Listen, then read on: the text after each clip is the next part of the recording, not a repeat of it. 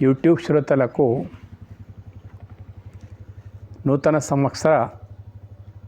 తెలుగు నూతన సంవత్సర ఉగాది శుభాకాంక్షలు తెలియపరుస్తూ ఈరోజు భగవద్గీత ప్రవచనములు ధారావాహిక 39వ భాగానికి స్వాగతం సుస్వాగతం. ఈరోజు 4వ అధ్యాయం 23వ శ్లోకం నుండి ప్రారంభిద్దాం.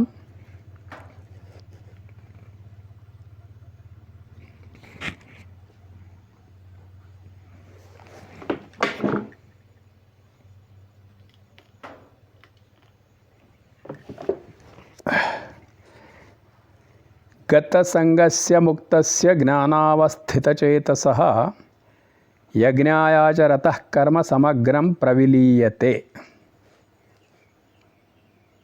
తాత్పర్యం: దేనియందును సంగము లేనివాడును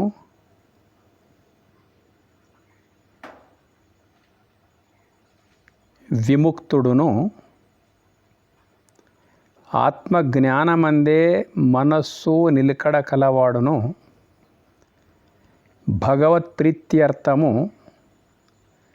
కర్మములను ఆచరించేవాడునగు మనుజుని యొక్క కర్మ యావత్తు విలీనమైపోచున్నది, జన్మ బంధాదులను కలిగింపక నశించుచున్నది.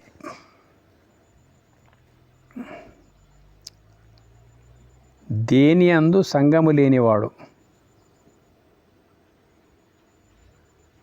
ముఖ్యమైనటువంటిది వేదాంత విజ్ఞాన సార సర్వస్వమంతా ఒకటే వర్డ్ అన్నట్టు. అసంగత్వం. నిస్సంగత్వే నిర్మోహత్వం, నిర్మోహత్వే నిశ్చల భక్తి, నిశ్చల భక్తి జీవన్ముక్తి. నిస్సంగత్వం అంటే సంగమం లేనివాడు. ఎట్లా వస్తుంది ఇది?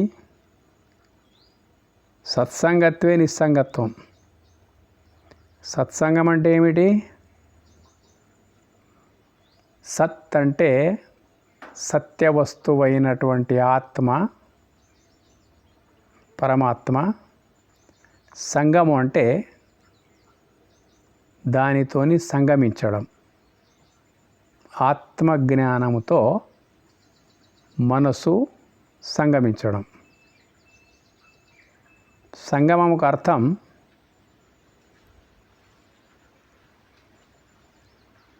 మనము పాలల్లో చక్కెర వేసినాం అనుకోండి, వేడి పాలలో చక్కెర వేసి కొంచెం సేపు ఉన్నామంటే రెండు ఒకటైపోతాయి. అవి పాలు చక్కెర. మునుపటి పాలు ఒక రకమైనటువంటి రుచితో కూడుకొని ఉంటాయి. అవే పాలు చక్కెర కలిసిన తర్వాత రసాస్వాదన పెరిగిపోతుంది దాంట్లో. అట్లాగే సత్సంగత్వం అంటే అది. నీ మనసు సత్యవస్తువైనటువంటి ఆత్మతో సంగమిస్తే ప్రపంచం యొక్క బాహ్య విషయాల లోపల నిస్సంగత్వం వస్తుంది. నిస్సంగత్వం అంటే అన్నీ వదిలిపెడతాడని అర్థం కాదు. నిస్సంగత్వం అంటే ప్రపంచం లోపల సగటు మనుషులంతా ఏం చేస్తూ ఉన్నారు? ఈ ప్రపంచము, విషయభోగాలు, ఆస్తిపాస్తులు, సతిపతులు మొత్తము ఇవన్నీ ధారాపుత్ర క్షేత్ర కళత్ర ధన కనక వస్తువాహనాలు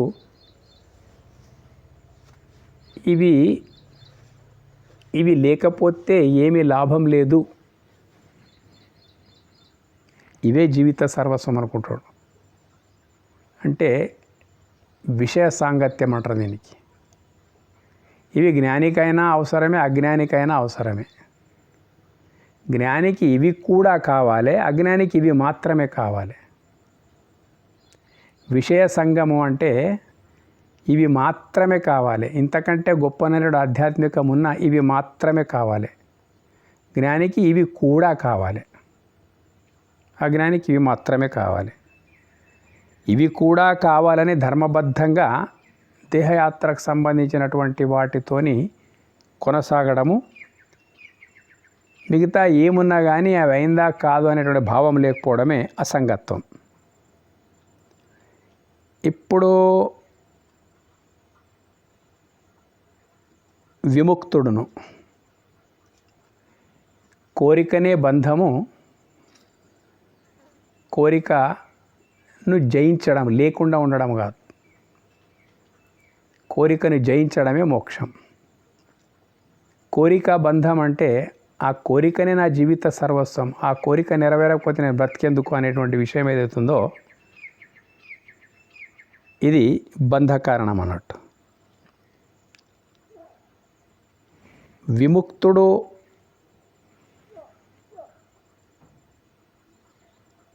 అంటే ఈ విషయ బంధం ఏది బాహ్య అంటే విషయ భోగాలు ఏవైతున్నాయి కదా, వీటి కొరకు ఎగబ్రాకే ప్రసక్తి ఉండదు అన్నట్టు జ్ఞానికి. ఎందుకు విముక్తుడవుతున్నాడు, ఎందుకు బంధన లోపల పోతున్నాడు అంటే అజ్ఞానికి బహిర్ముఖ ఇంద్రియ విషయ భోగాలు తప్ప ఏమీ లేదు. అవి ఉంటే వాడున్నాడో లేకపోతే లేదు.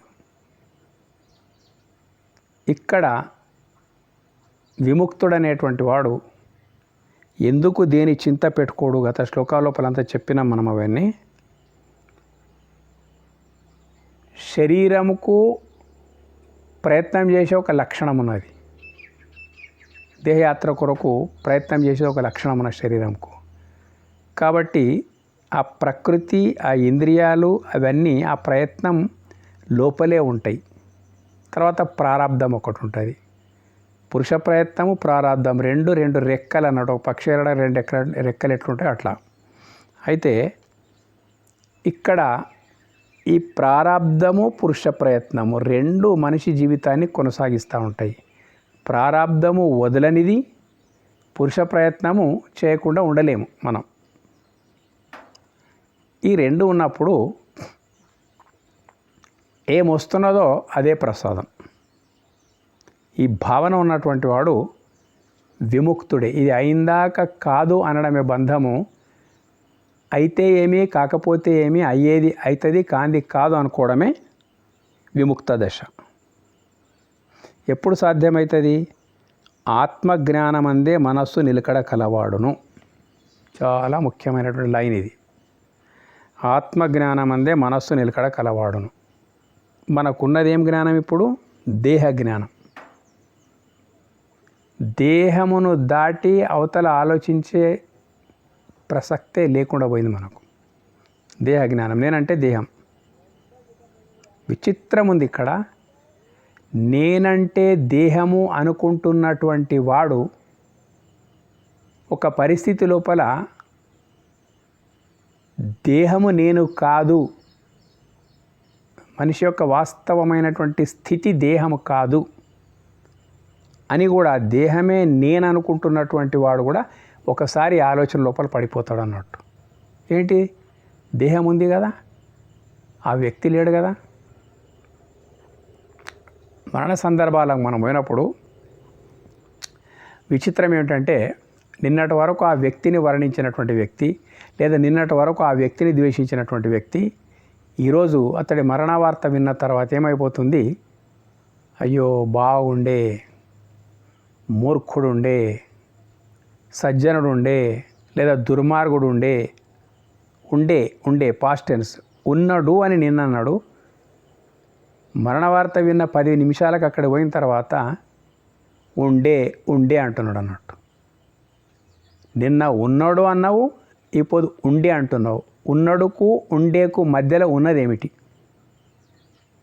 ఆలోచించడం మనిషి, కానీ అనుభవిస్తాడు. ఎట్లుంది చూడండి. అంటున్నాడు, ఆలోచించాడు, కానీ అనుభవిస్తాడంటే ఇంకేం అతడు పోయిన అనుభవమే ఉంటుంది అన్నట్టు, ఉన్న అనుభవమే ఉంటుంది అన్నట్టు. మరి నిన్న ఉండి ఈ పొద్దు లేకుండా ఉన్నదేమిటి? అదే ఆత్మ. అదే ఆత్మ జ్ఞానం అంటే అదే నిజంగా నేను అనేటువంటి ప్రజ్ఞ ఏదైతుందో అది ఆత్మజ్ఞానం అన్నట్టు. మనస్సు నిలకడ కలవాడును. బంధానికైనా మోక్షానికైనా మనసే కారణం. మన ఏవ మనుష్యాణం బంధన మోక్ష కారణాత్. మనసు ఎలాంటి మార్గం లోపల పోతుందో అదే స్వరూపం, అదే భావము, అదే అనుభవం మనిషికి ఉంటుంది అన్నట్టు. మనసు దుర్వ్యసనాల లోపలికి పోతే ఆ అనుభవమే మనిషికి ఉంటుంది. మంచి సదాశయాలతో మనిషి జీవిస్తున్నప్పుడు ఆ అనుభవమే మనకు ఉంటుంది. కాబట్టి మనసు ఎప్పుడు దేహము నేను అనుకుంటున్నప్పుడు, దేహము నేను అనుకున్నప్పుడు మనసు ఎట్లుంటుంది? జన్మ మృత్యు జర వ్యాధి దుఃఖ దోష ఈ ఆరిటితోని సతమతం అవుతూ ఉంటుంది అన్నట్టు. ఆత్మ బాగా ఆలోచిస్తే వాస్తవంగా దేహం నేను అనుకుంటున్నప్పటికైనా కానీ దేహం నేను కాదు అనేటువంటిది మరణ సందర్భాల లోపల మనకు అర్థమైపోతుంది. కానప్పుడు ఎవరు నువ్వు? ఆత్మవు. ఆత్మ లక్షణాలు ఏంటిది? నిత్య మంగళ సత్ చిత్తు ఆనందం. దేహము నేను అనుకుంటే జన్మ మృత్యు జర వ్యాధి దుఃఖ దోష ఈ బాధల లోపలనే సతమతమవుతూ ఉంటుంది. ఏది లేకపోతే నేను లేనో అదే నేను కదా. ఏది ఉంటేనే నేనున్నానో, నా కళ్ళు, నా ఇంద్రియాలు, నా కాళ్ళు, ఏది ఉంటే ఇవన్నీ ఉన్నాయో, ఏది లేకపోతే ఇవేవి లేవో అదే నేను కదా. కాబట్టి ఆ సత్యమైనటువంటి దాని లోపల మనస్సు నిలకడ కలవాడును. ఆత్మ లోపల ఇట్లా ఉండి భగవత్ప్రీత్యర్థము కర్మమును ఆచరించువాడును. భగవత్ప్రీతి ఏంటిది?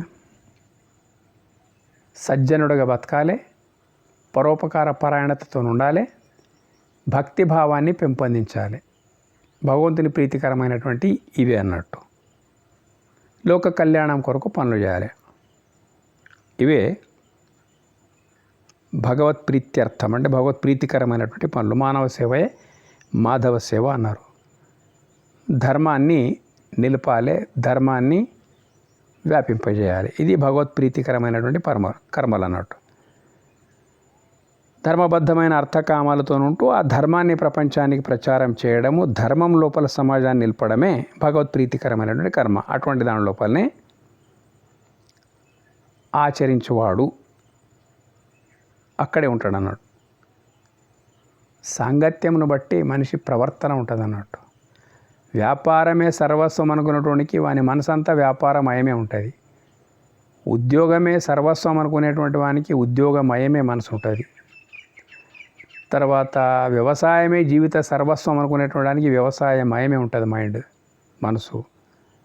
తర్వాత రాజకీయమే జీవిత సర్వస్వం అనుకునేటువంటి వానికి రాజకీయమయమే ఉంటుంది మైండ్. దాని లోపల ఇంకా పూరా పున్నమి చంద్రునిలాగా ఉండి ఉంటుంది అన్నట్టు. అదే రకంగా భగవంతుని ప్రీత్యర్థము, భగవంతుని యొక్క సూచన మేరకి మనం ఉంటే చాలా బాగుంటుందని ఆత్మజ్ఞాన తత్పరుడైనటువంటి వాడు ఎవడైతే ఉంటాడో వాని మనసు నిరంతరము లోకహితార్థం అంటే ప్రీత్యర్థమైనటువంటి కర్మ లోపలనే వాని మనసు ఉంటుంది. కాబట్టి ఏ దాంట్లో మనసు ఉంటుందో అదే వాని ఆచరణ లోపల ఉంటుంది. కాబట్టి ఆచరించేవాడను మనుజుని యొక్క కర్మ యావత్తు విలీనమైపోవచ్చున్నది. అంటే విలీనమైపోవచ్చున్నదంటే జన్మబంధాదులను కలిగింపగా నశించుచున్నదని అర్థం అన్నట్టు. జన్మ పునర్జన్మకు కారణం ఏమున్నది? మన సంకల్పం ఎప్పుడైతే శేషం ఉంటుందో, సంకల్పము శేషం ఉన్నప్పుడు సంకల్పం ప్రకారం ఇంకొక జన్మ వస్తుంది. సంకల్పాలు ఎప్పటి వరకు ఉంటాయి? దేహము నేను అనుకొని మనసుతోని ఇంద్రియాలు రమిస్తున్నప్పుడు ఇంతకంటే గొప్పది ఇంకేమని ఉండొచ్చు, ఇంతకంటే గొప్పది ఇంకేమని ఉండొచ్చు అని ఆలోచిస్తూ ఏదో ఒక లక్ష్యం లోపల మనసు పెట్టి తుది శ్వాస వదిలేస్తాం మనం. అప్పుడేమైపోతుంది? ఏది నీ చివరి సంకల్పమో దాని ప్రకారం ఖచ్చితంగా ప్రకృతి నియమం ప్రకారం ఇంకొక జన్మ వస్తుంది. వేరే ధర్మాల లోపల ఈ దానికి స్కోప్ లేదు, వాళ్ళు నమ్మరు దీన్ని. స్కోప్ ఉన్నప్పటికైనా కానీ వాళ్ళు నమ్మరు. నమ్మనటువంటి వాళ్ళు చాలా ప్రశ్నలే జవాబు ఇవ్వాల్సి వస్తుంది. అక్కడ ఆ ప్రశ్నలు మనం వేస్తే మౌనంగా ఉంటారు వాళ్ళు. ఆ సందర్భం వచ్చినప్పుడు చెప్తా నేను. కాబట్టి జన్మ కారణమైనటువంటి సంకల్ప వికల్పం ఏదైతున్నదో, సంకల్పం నుంచే కర్మ ఉత్పన్నమైపోతుంది.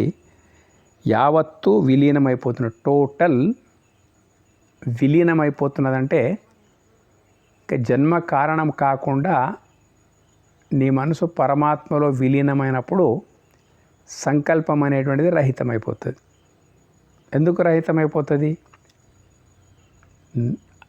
ఇప్పుడు ఇందు లోపల వస్తుంది, ప్రపంచం లోపల పరమ ఆనందకరమైనటువంటి ఆనందదాయకాన్ని, పరమ ఆనందదాయకమైనటువంటిది ఏదైతే ఉన్నదో దేని తర్వాత ఇంకా ఆనందంకు అవకాశము లేనటువంటి పూర్ణానందము ఏ జ్ఞానంతోనైతే కలుగుతున్నదో వాడికి వేరే చింత ఇంకొకటి అనేటువంటిది ఏదో లోకం స్వర్గం కావాలి, ఈ లోకం లోపల ఇంకా మంచి జన్మ రావాలి, ఇటువంటి ఏమీ ఉండవు అన్నట్టు. ఎందుకుండయి?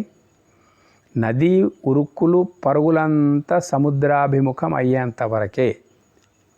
సముద్రాభిముఖమైంది నది అంటే అక్కడ ప్రశాంతంగా సముద్ర స్వరూపం అయిపోతుంది. మనసు దేహంతో తాదాత్మ్యం పొందినప్పుడు ఈ భూమి నది మీద ఉరుకులు పరుగులు ఎట్లుంటుందో మనిషి జీవితం అట్లా ఉంటుంది అన్నట్టు.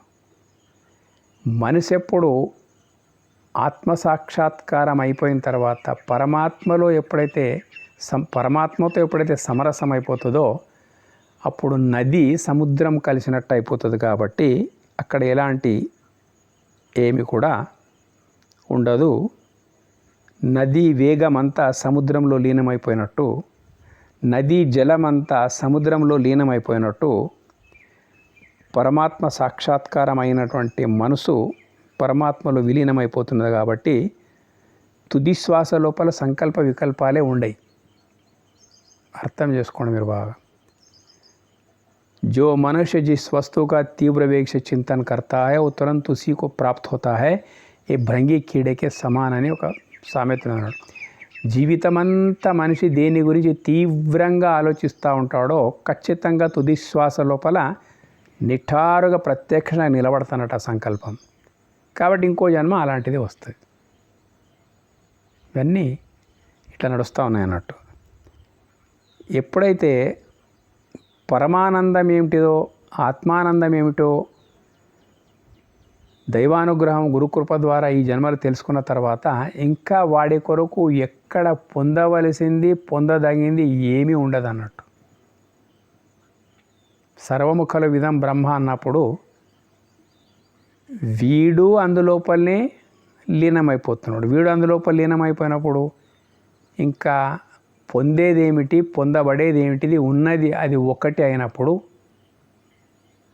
పొందేది పొందబడేది అనే ప్రసక్తే లేనప్పుడు అది మనసు పరిపూర్ణమైపోతుంది.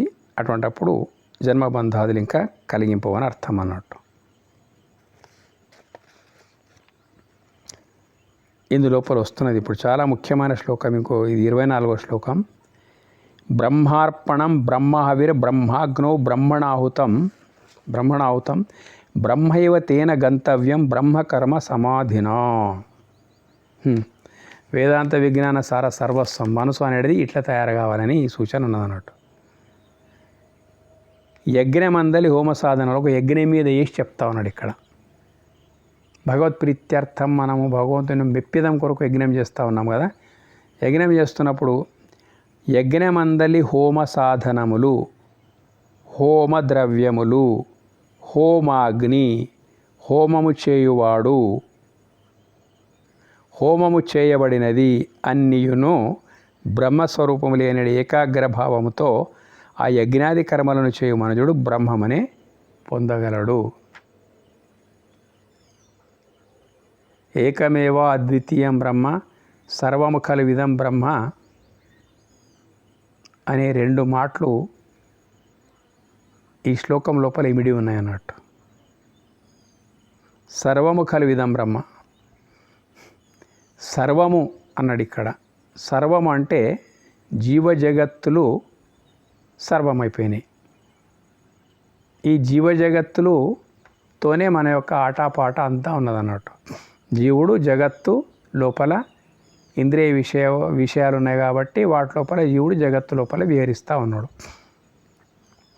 సర్వము అన్నప్పుడు జీవంలో ఉన్నది బ్రహ్మమే.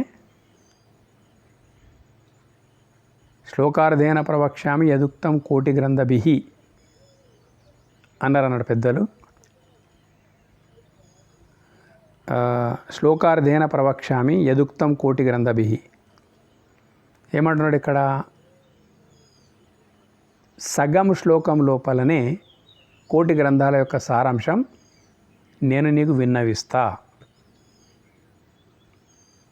ఏమిటి తప్ప సగం శ్లోకం అయిపోయింది.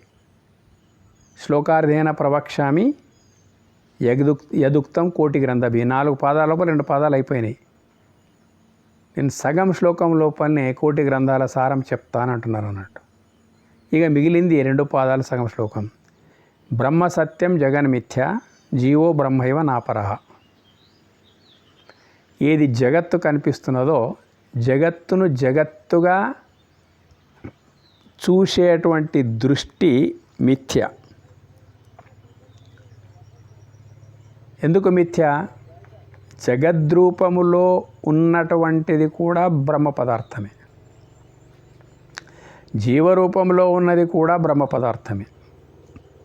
జగన్ మిథ్య అంటే భౌతిక దృష్టితోని జగత్తును చూడడం ఏదైతుందో, భౌతిక దృష్టితోని అంటే దీనికి కర్త ఎవరు ఏంటి ఈ వ్యవహారాలన్నీ మనము లోతుకు పోకుండా మూల దృష్టిని వదిలి కేవలము కనిపిస్తున్న దాన్ని చూసి ఉండడం ఏదైతున్నదో ఈ దృష్టి మిథ్య అని చెప్తున్నాడు. ఇది సరైన దృష్టి కాదు. మొత్తం సర్వముఖాల విధం బ్రహ్మ అంటే ఒక పరమాణువు నుండి బ్రహ్మాండం వరకు, ఒక పరమాణు బ్రహ్మాండం వరకు ఏది ఉన్నదో అదంతా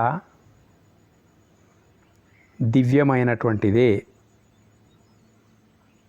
దివ్యత్వమే దేవత్వం, దేవత్వం యొక్క ప్రతిరూపమే దివ్యత్వం.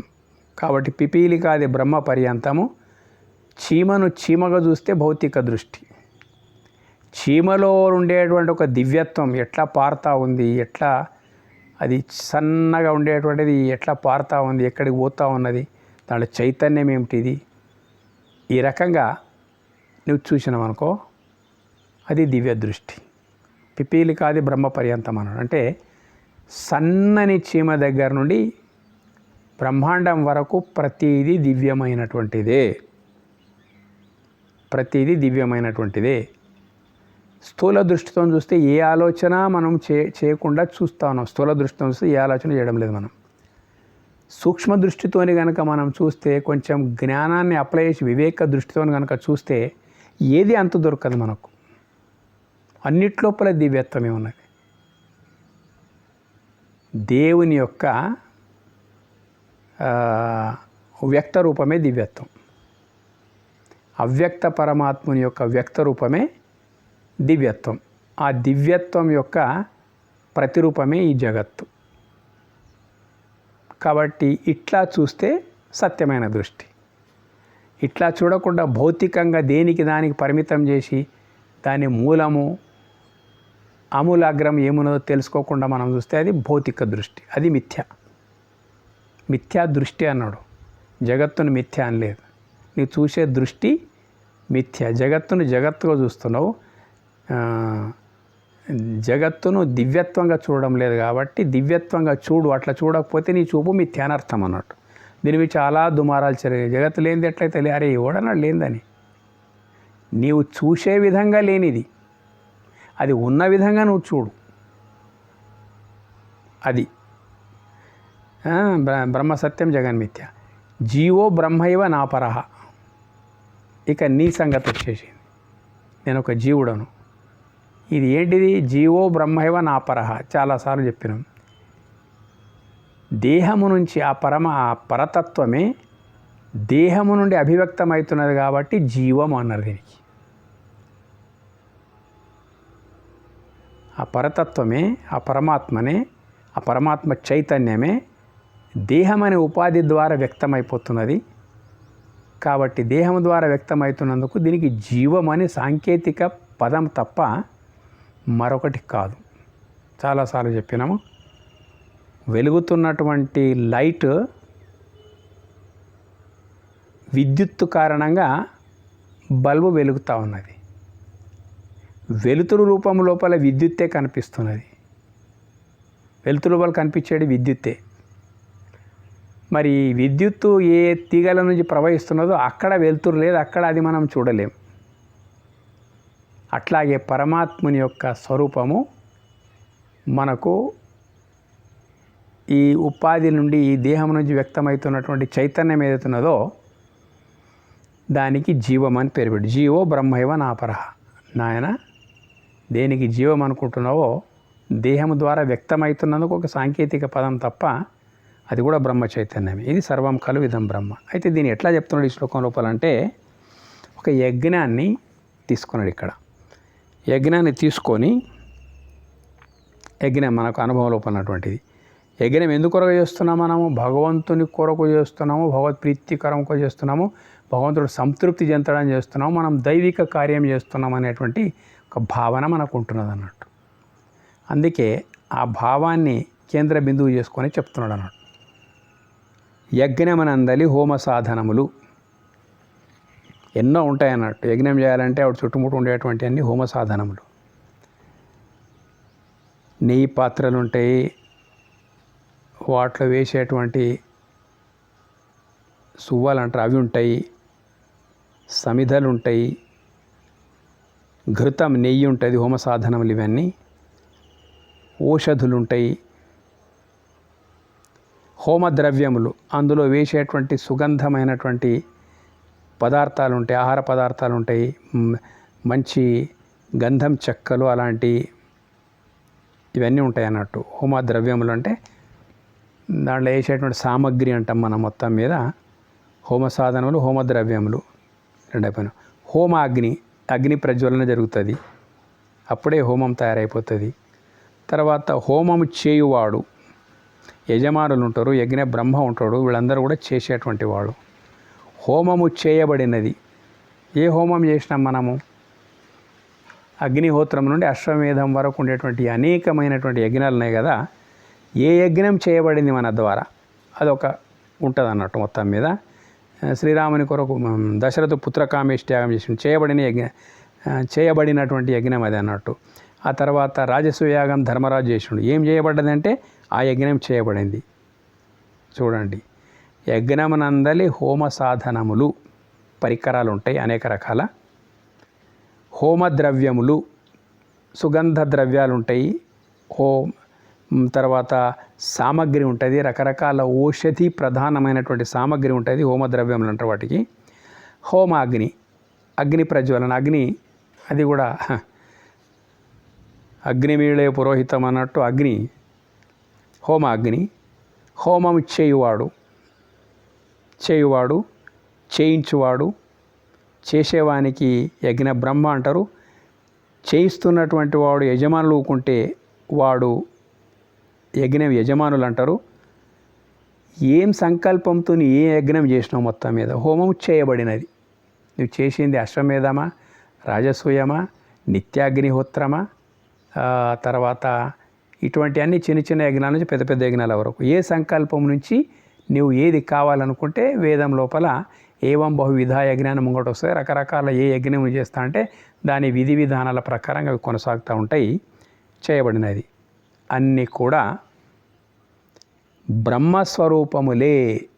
చూడండి, ఇది పూర్ణ అద్వైత జ్ఞానానికి సంబంధించిన విషయం. అనేది ఏకాగ్రభావంతో ఆ యజ్ఞాది కర్మలను చేయమనడు బ్రహ్మమునే పొందుచున్నాడు. అంటే ఇంకా ఉన్నదంతా బ్రహ్మమే అనేటువంటి అనుభవం నీకు వచ్చినప్పుడు పొందడం ఇంకోటి ఉండదు. ఎందుకంటే పొందాలనుకుంటున్నటువంటి నీవే అయమాత్మ బ్రహ్మ. పొందడం ఏముంది? ఇంకా ముఖ్య మాటలతో మాట్లాడాలి కాబట్టి ఇవన్నీ మాట్లాడవలసి వస్తున్నది. ఇది మన జీవితంకు అనువర్తింపజేసుకుందాం. మీద ఒక యజ్ఞమును పెట్టి మనం జీవితానికి అనువర్తించుకోవాలి. దీనికి మొత్తం మీద యజ్ఞం అంటే జీవితం కూడా ఒక మహాయజ్ఞమే. పుట్టినప్పటి నుంచి వచ్చేంతవరకు చేసేటువంటి మనం చేసేటువంటి ఏదైతే ఉన్నదో ఇది ఒక యజ్ఞమే. మహాత్ కార్యము మహాప్రయత్నం. షోడశ సంస్కార విధుల లోపల అన్ని సంస్కార విధులు అన్నీ కూడా 16 సంస్కారాలు ఉన్నాయి.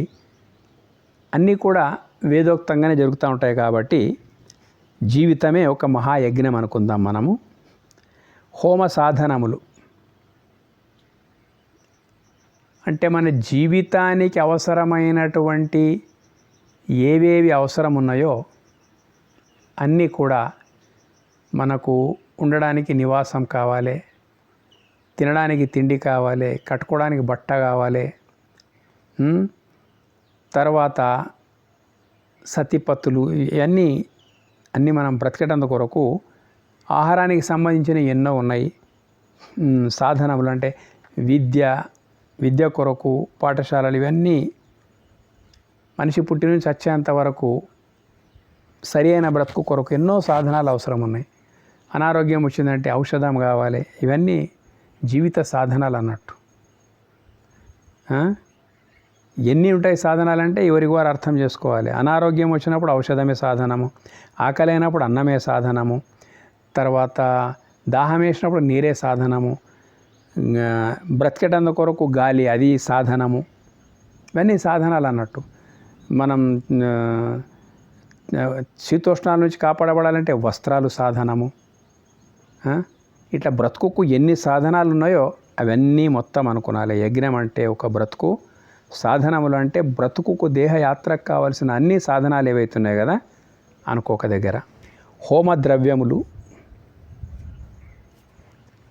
హోమద్రవ్యములు అంటే మన బ్రతుకుకు డబ్బు అవసరం ఉన్నది, భూమి అవసరం ఉన్నది,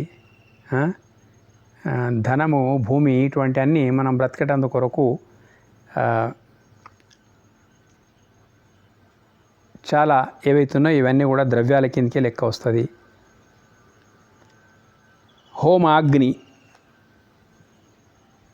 హోమాగ్ని అంటే మనం ఇప్పుడు ఏమనుకున్నారంటే జీవితం లోపల సుఖ దుఃఖాలు అనుకుందాం. సుఖ దుఃఖాలు హోమాగ్ని. హోమము చేయువాడు ఎవరు చేస్తూ ఉన్నారు?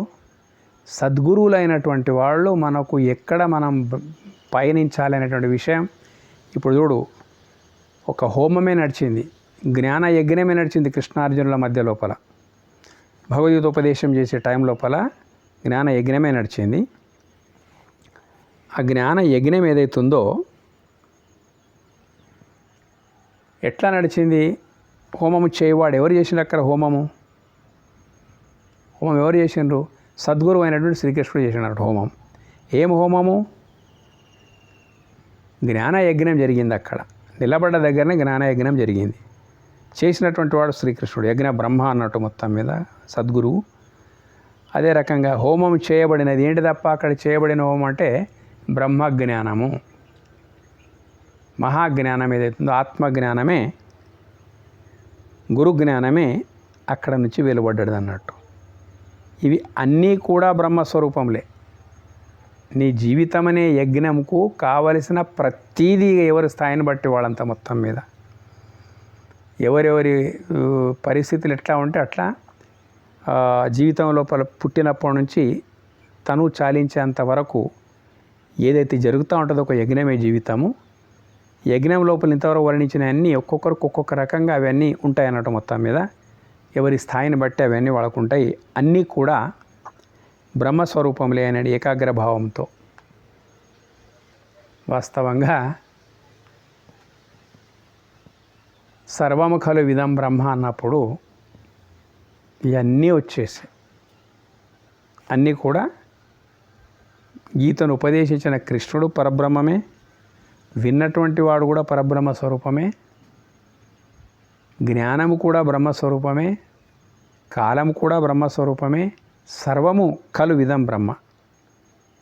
ఈ ఏకాగ్ర భావన అంటే ఒకే జ్ఞానం యొక్క అనుసంధానం జరగాలి. ఏకాగ్ర భావన అంటే ఆ ఒకటే నీకు అగ్రమై ఉండాలి. అంతకు మించి ఇంకేముండకూడదు. ఇదే బ్రహ్మానుభవం అంటారు.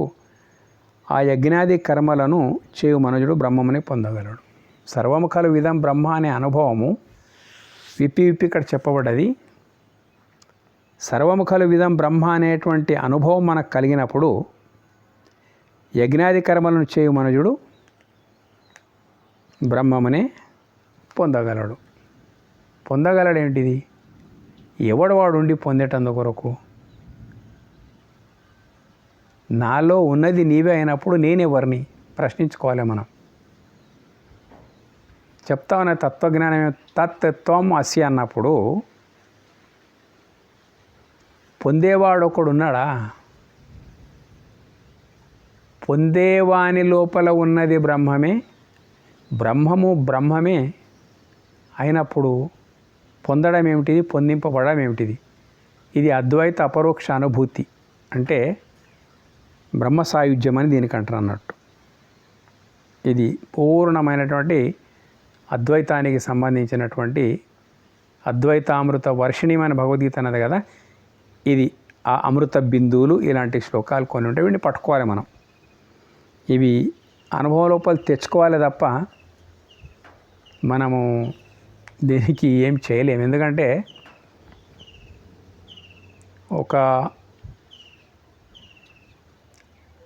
ఒకటి ఆహార పదార్థాలు ఉన్నాయి మొత్తం మీద, తెచ్చి పెట్టిండ్రు మన ముందు తినడానికి. ఒకడు తింటా ఉన్నాడు, ఇంకోటి తినడం ప్రారంభం చేయలేదు. తినడం ప్రారంభం చేయకుండా ఇద్దరు ప్లేట్ లోపల ఒకటే ఉంది, ఆయనకు పెట్టింది ఈయనకు పెట్టేశాడు అన్నట్టు. అతడు తింటూ ఉన్నాడు, ఆ తర్వాత ఇతడు తినడానికి కూర్చున్నాడు అన్నట్టు. చారు ఎట్లయింది, కూర ఎట్లయింది, రసం ఎట్లయింది, అరే అన్నీ నీకు వడ్డించనే ఉన్నాయి కదా, అది నువ్వు తినకుండా కేవలం రుచులు అడిగితే దాని అనుభవం నీకు వస్తుందా? రాదు. ఆయన మాదిరి నువ్వు తిన్నావంటే అడిగే ప్రసక్తే లేదు. ఇది అద్వైత అపరోక్ష అనుభూతి. అద్వైత అంటే ద్వితీయానికి ఆస్కారం లేనటువంటిది, అపరోక్ష అంటే అది ప్రత్యక్షమై ఉన్నటువంటిది. అద్వైత ద్వితీయానికి ఆస్కారం లేకుండా ఏకమై ఉన్నటువంటిది అద్వైత. అపరోక్ష అంటే అది ఎక్కడుందంటే ప్రత్యక్షంగా ఏది ఉన్నదో అదంతా ఉన్నదే బ్రహ్మము కాబట్టి అపరోక్ష అన్నారు. అద్వైత అపరోక్ష అనుభూతి. అతడి మాదిరి నువ్వు తింటే దాని అనుభూతిని కలుగుతుంది ప్రతి వస్తువుది. అట్లాగే వేదాంత విజ్ఞానం ఎట్లా ఉంటుందంటే ప్రత్యక్షమయ్యే ఉన్నదన్నట్టు. ముందు అధ్యాయ లోపల వస్తే మనకు విశ్వరూప సందర్శన యోగం అంతా చాలా బాగుంటుంది. ఇది ఇక 25 నుండి 30 శ్లోకాల వరకు ఏముంటుంది అనే విషయానికి వచ్చేస్తే స్థూలంగా చదువుదాం. దైవమేవా పరే యజ్ఞం యోగినః పర్యుపాసతే బ్రహ్మాగ్నావ పరే యజ్ఞం యజ్ఞేనై ఉపజుహతి. కొందరు యోగులు ఇది ఏమన్నది, దీని భూమిక చెప్తా ఫస్ట్ మీకు. పతంజలి ఏమన్నాడు, చిత్తవృత్తి నిరోధమే యోగా అన్నాడు. యోగశాస్త్రం యొక్క గురువు అతని. చిత్తవృత్తి నిరోధమే యోగం అని చెప్పేసి. చిత్తం అంటే మనసు, వృత్తులు అంటే సంకల్ప వికల్పాలు, నిరోధం అంటే అవి ఎట్లా నిరోధం అయిపోతాయంటే ఇంద్రియాణ మనశ్చాస్మి అన్నాడు. అయ్యా ఇంద్రియాల లోపల మనసును నేనే అన్నాడు. బుద్ధి మతామస్మి అన్నాడు. నీ బుద్ధి లోపల ఉండేటువంటి విచక్షణ నేనే అని చెప్పేసిండు. ఇట్లా ప్రతీదీ చెప్పుకుంటూ వచ్చేసిండు. కాబట్టి చిత్తవృత్తి నిరోధమే యోగం. చిత్తము బహిర్ముఖంగా ఉంటే చపలము, అంతర్ముఖం అయిపోతే బహిర్ముఖంగా ఉంటే చలనము, అంతర్ముఖం అయిపోతే అచలం. జస్ట్ లైక్ గాఢ నిద్రని తీసుకోండి. అంతర్ముఖమైనప్పుడు ఏ సంకల్పం ఉండదు, ఏ వికల్పం ఉండదు. అట్లాగే యోగ విద్య లోపల కూడా అనేక సాధనాలు ఉన్నాయి. నీ మనసుకు అలాంటి లీనత్వం కలిగించేటువంటి ఇట్లా ఉంటాయి ఈ శ్లోకాలు. ఉదాహరణకి ఇప్పుడు మనకు ఇప్పుడు మార్కెట్ ఉంటుంది. మార్కెట్ అన్నప్పుడు వేల రకాల వస్తువులు అమ్మేటువంటి కేంద్రాలు ఉంటాయి. వ్యాపారం లోపల ఒక్కొక్క వ్యాపారం చేస్తూ ఉంటారు అన్నట్టు. ఎవడు వజ్రాల వ్యాపారం చేస్తున్నాడు, ఎవడు మట్టి వ్యాపారం చేస్తున్నాడు, ఎవడు పెండ వ్యాపారం చేస్తున్నాడు. పెండ అంటే వ్యవసాయదారులకు సప్లై చేసేటువంటిది ఎరువు. పెండ వ్యాపారం చేస్తున్నాడు, ఒకడు చక్కెర వ్యాపారం చేస్తున్నాడు, ఇట్లా ఒక్కొక్కడు వస్త్ర వ్యాపారం చేస్తున్నాడు. ఎన్ని 1,00,000 రకాల వ్యాపారాలు ఉన్నప్పటికైనా కానీ, వ్యాపార వాణిజ్యాలు ఉన్నప్పటికైనా కానీ కొందరు ఉత్పత్తి చేస్తున్నారు, పరిశ్రమలు అవన్నీ చేస్తున్నారు అన్నమాట. లక్ష్యం ఏమిటిది? అందరిది డబ్బు సంపాదించాలి, తాను బ్రతకాలి, ఇతరులకు కూడా బ్రతుకు కల్పించాలనేటువంటిది డబ్బే ప్రధాన కేంద్రంగా ఉంటుంది అన్నట్టు. లాభం వస్తేనే నువ్వు బతకగలుగుతావు, లాభం వస్తేనే నీ శ్రామికులు బతకగలుగుతారు, నీ పనివాళ్ళు బతకగలుగుతారు. కాబట్టి ఎక్కడ ఎవరిని మార్కెట్ లోపల వాళ్ళు కూర్చున్నది, వాళ్ళు చేస్తున్న వ్యాపారం ఏంటి అని పక్కకు పెట్టేస్తే వాళ్ళు కూర్చున్నది మాత్రం లాభార్జన కొరకే, లాభం సంపాదించడం కొరకే. ఎవడైనా కానీ రాళ్ల వ్యాపారం, ఇటుకల వ్యాపారం, ఏదైనా తీసుకోండి, ప్రతి ఒక్కడు ప్రొద్దున బయటకు వచ్చినప్పటి నుంచి ఇంటికి పోయేంత వరకు, ఇంటిలో పడుకునేంత వరకు కేవలం ఉపాధి కొరకు డబ్బు కావాలి. కాబట్టి నేను చేస్తున్నటువంటి పని ఏమిటిది? ఏదైనా కానీ డబ్బే ఎట్లానో. అట్లాగే ఎన్ని సాధనలు ఉన్నాయో ఇప్పుడు మనకు ముంగట వస్తాయి. ఇది ఎన్ని సాధనలు ఉన్నాయో ఏవం బహువిధాయజ్ఞ అంటాడు చివరకు. ఆ సాధనలన్నిటి యొక్క ముఖ్య ఉద్దేశము చిత్తవృత్తి నిరోధమే, భ్రాంతి నుంచి బయటపడడమే, చిత్తవృత్తి నిరోధమే వాటన్నిటి యొక్క లక్ష్యం. కాబట్టి ఎన్నో సాధనల గురించి ఇక్కడ ఉన్నది అన్నట్టు. మహాజ్ఞానము అందరికి అందే వస్తువు కాదు, ఏ కొందరికో. దాన్ని చెప్పిండి నిన్న శ్లోకం లోపల, బహునాం జన్మనామంతే జ్ఞానవాన్మాం ప్రపద్యతే. పోవాలి, ఈ సాధనలని చేస్తూ చేస్తూ చేస్తూ పోవాలి. వాసుదేవ సర్వమితి సమహాత్మ సుదుర్లభ. అటువంటి సర్వైకాత్మ భావన ఏదైతుందో వస్తుంది చివరికి. ఈ లోపల ఎవరి మనోస్థాయి ఏమున్నదో, ఎవరి మనసు ఎవరికి ఎలా కాకవికలం చేస్తుందో ఆ ఎవరికి వారే ఉంటుంది అన్నట్టు. కాబట్టి ఏ వ్యాపారం చేస్తే డబ్బు వస్తుంది నాకు అని చెప్పేసి మార్కెట్లో కూకున్నాడో, ఏ విధంగా అయితే నా మనసు చిత్తవృత్తి నిరోధం అయిపోతుందో, నాకు పరమానందం కలుగుతుందో అనేటువంటి దాని కొరకు ఒక్కొక్కరు వాళ్ళకు తోచిన వాళ్ళకి అనుభవం ఉన్న మార్గం లోపల వెళ్ళిపోతుంటారు అన్నట్టు. అట్లాగే ఇవి క్షుణ్ణంగా చెప్తా ఉంటా. దీంట్లోపల ఈ 5-6 శ్లోకాలు ఉన్నాయి. వీటి సమగ్ర సారాంశం ఏమిటంటే మనోలయమే, నిస్సంగత్వమే దీని ముఖ్య ఉద్దేశం. ఏం చేస్తున్నారు? కొందరు యోగులు దేవత ఆరాధనారూపమైన యజ్ఞమని అనుష్ఠించుతున్నారు.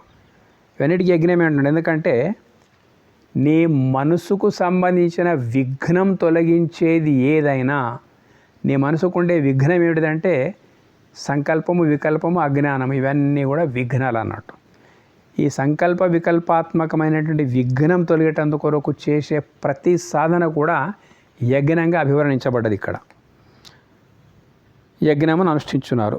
మరికొందరు జీవ బ్రహ్మైక్య భావముచే జీవుని పరబ్రహ్మమును అగ్ని యందు హోమము చేయుచున్నారు. కొన్ని మనం ఇంతవరకు చెప్పుకున్న కూడా వస్తున్నాయి అన్నట్టు.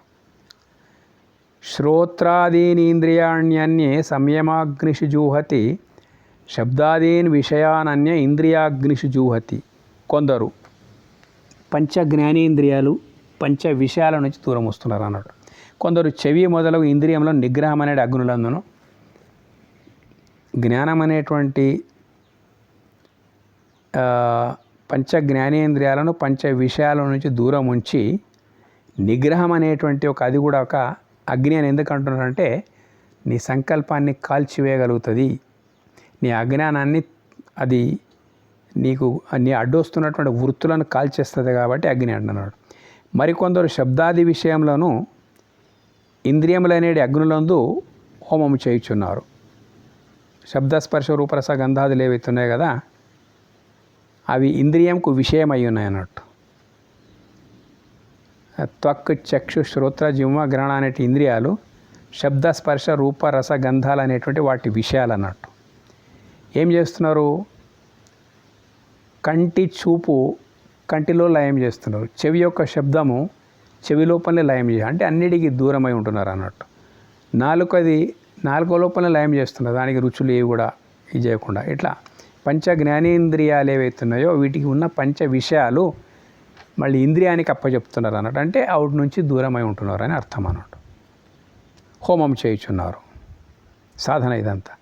సర్వాణి ఇంద్రియకరమాణి ప్రాణకరమాణి చాపరే ఆత్మ సంయమ యోగాగ్నో జూహతి జ్ఞానదీపితే. మరికొందరు ఇంద్రియముల యొక్క వ్యాపారములన్నిటినీ ప్రాణముల యొక్క వ్యాపారములన్నిటినీ జ్ఞానముచే ప్రకాశింపజేయబడిన మనోనిగ్రహ యోగము సమాధి యోగం అనే అగ్ని అందు హోమము చేయుచున్నారు. చూడండి, ఇంద్రియముల యొక్క వ్యాపారములన్నిటినీ, ఇంద్రియముల యొక్క వ్యాపారాలు ఏంటిది? కంటికి చూపు వ్యాపారము, చెవికి శబ్దము వ్యాపారము. వ్యాపారం అంటే మనం చేసే బిజినెస్ కాదు, వ్యాపారము. నాలుకకు రుచి వ్యాపారము, ఏంటిది? ముక్కుకు వాసన వ్యాపారము. తర్వాత చర్మానికి స్పర్శ వ్యాపారము. ఈ కార్యకలాపాల నుంచి దూరం ఉండిపోతున్నారు కొంతమంది. ప్రాణాయామంలో వాళ్ళు పరాకాష్ఠను అందుకొని ఏం చేసేస్తున్నారు? వాళ్ళు సమాధి స్థితి లోపలికి వెళ్ళిపోతున్నారు. ప్రపంచం ఉంటుంది, నడుస్తూ ఉంటుంది, దేహంతో ఏం పన్నది, ఎక్కడి నుంచి వచ్చిందో అక్కడికి లయం చేయాలని చెప్పేసి ఇటువంటి మనోనిగ్రహం అనేటువంటిది కూడా ఎట్లయింది? అగ్ని అందు అంటే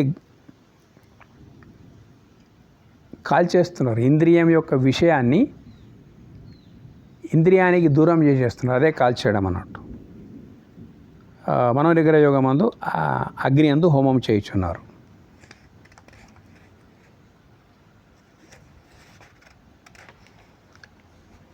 కొందరు ద్రవ్యయజ్ఞాస్తపోయజ్ఞ యోగయజ్ఞాస్తథాపరే స్వాధ్యాయ జ్ఞానయజ్ఞాశ్చ యతయః సంశితవ్రతాః.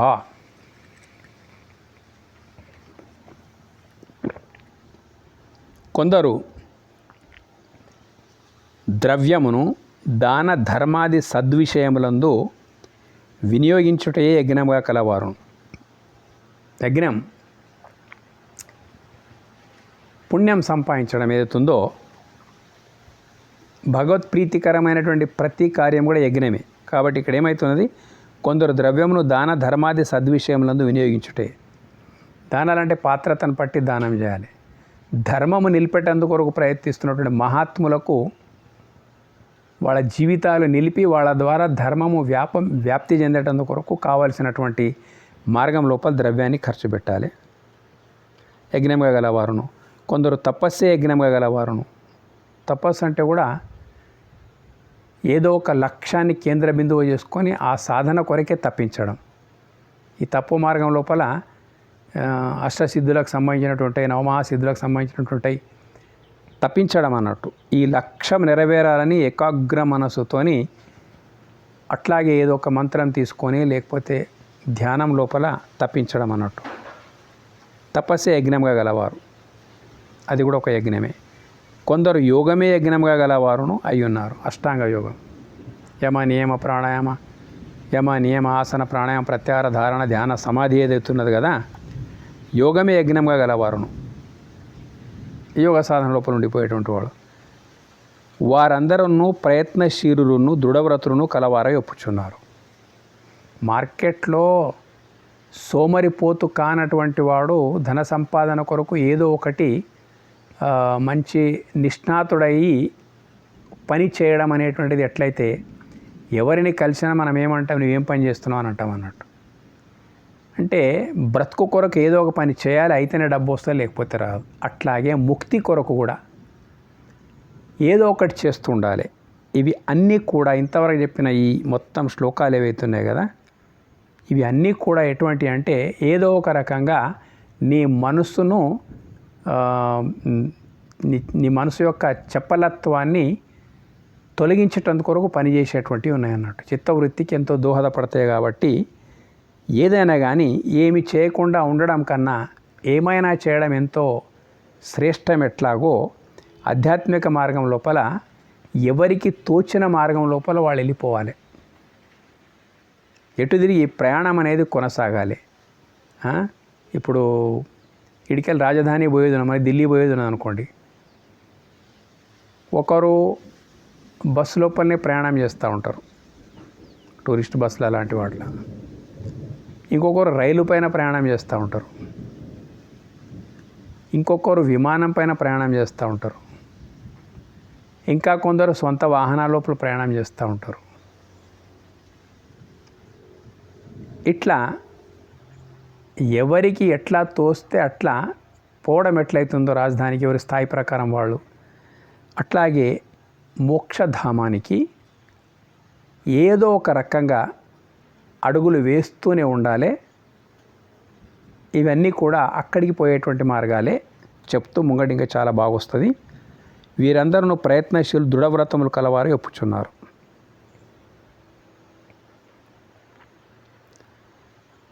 అపానే జూహతి ప్రాణం ప్రాణాయాపానం తథాపరే ప్రాణాపానగతిరుద్ధ్వ ప్రాణాయామ పరాయణాః. అపానే జూహతి ప్రాణం ప్రాణాయాపానం తథాపరే ప్రాణాపానగతిరుద్ధ్వ ప్రాణాయామ పరాయణాః. ప్రాణాయామ తత్పరులో కొందరు ప్రాణ అపానముల యొక్క గతులను నిరోధించి అపానవాయువును ప్రాణవాయువును, ప్రాణవాయువునందు అపానవాయువును హోమము చేయుచున్నారు. పూరక కుంభక రేచకాలు అంటారు, అనులోమ విలోమ ఇవన్నీ ఉన్నాయన్నట్టు మొత్తం మీద. ఈ రకంగా వాయువు ద్వారా మనసు మీద విజయం సాధించేటువంటి దానికి ప్రాణాయామ తత్పరత అంటారు అన్నట్టు. ఇట్లా కూడా మనసు చపలత్వం నుండి దూరం కాగలుగుతుంది అన్నట్టు. కొందరు ఇట్లా చేస్తున్నారు. అపరే నియతాహారాः ప్రాణాన్ ప్రాణేషు జూహతి సర్వేప్యేతే యజ్ఞవిదో యజ్ఞ క్షపిత కల్మషాః. మరికొందరు ఆహార విషయమైన కట్టుబాటు గలవారై, కొందరు చాలా కందమూలాదులపైన ఉండడము, జలోపవాసంగా ఉండడము, ఇంకా ఆహార విషయంలో కట్టుబాటు అంటే జనరల్గా తినేటువంటి రోగకారకమైనటువంటి ఆహారాన్ని ముట్టుకోకుండా ఉండడము, కందమూలాలు పండ్ల ఫలాలపైన ఉండడము, లిక్విడ్ అంటే పానీయాలనే స్వీకరించడము, పళ్ళ రసాలు ఇటువంటి చేస్తూ కట్టుబాటు గలవారై ప్రాణాది వాయువులంది హోమము చేయుచున్నారు. చేస్తూ చేస్తూ చేస్తూ పోయిన తర్వాత ఇంకా స్పృహ కూడా పోయి కొంచెం శ్వాస నుంచే నిలుస్తుంటారు అన్నట్టు. ఇట్లా వీరందరూ యజ్ఞం నెరంగిన వారును యజ్ఞముచే పాపము నశించిన వారును అయ్యున్నారు. వీళ్ళందరూ కూడా మనసు కల్పించే విఘ్నాలకు ఎదురీదడం లోపల వీళ్ళంతా ప్రయత్నశీలురే, ఎవరు ఏ రకంగా వచ్చినప్పటికైనా కానీ. ఎరంగిన వారు యజ్ఞముచే పాపము నశించిన వారు అయ్యున్నారు. అంటే దైవోన్ముఖంగా మనసు ఉన్నప్పుడే ఏదో ఒక సాధన వాడు చేస్తూ ఉంటాడు. ఇవన్నీ మనసుకు సంబంధించినటువంటి మనోజయానికి సంబంధించినటువంటి సాధనలు నీ లోపలే ఇవన్నీ జరుగుతూ ఉంటాయి. కాబట్టి వీళ్ళందరూ కూడా యజ్ఞముచే పాపము నశించిన వారును అయ్యున్నారు. 30 శ్లోకాలు ఇవన్నీ దాదాపు క్షుణ్ణంగా చెప్పిన మీకు ఇవి. ఎందుకంటే ఈ అన్నీ కూడా గురుముఖంగానే సాధించవలసి ఉంటుంది.